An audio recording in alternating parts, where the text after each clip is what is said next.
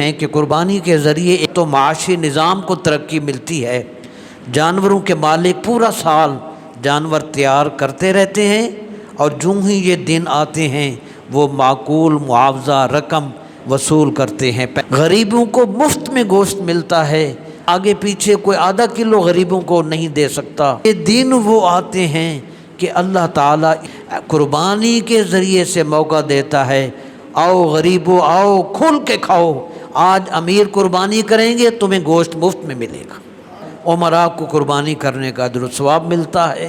قربانی کے ذریعے قیامت تک جناب ابراہیم، جناب اسماعیل علیہ السلام اور حضور علیہ السلام کی سنت کی یاد تازہ ہو جاتی ہے۔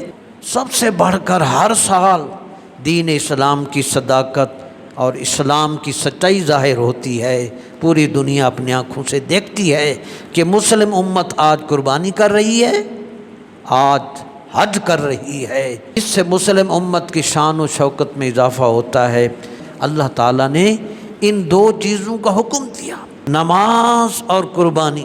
جب تک ان چیزوں پر مضبوطی سے کامل عمل کرتے رہو گے، تمہارا دشمن ناکام رہے گا۔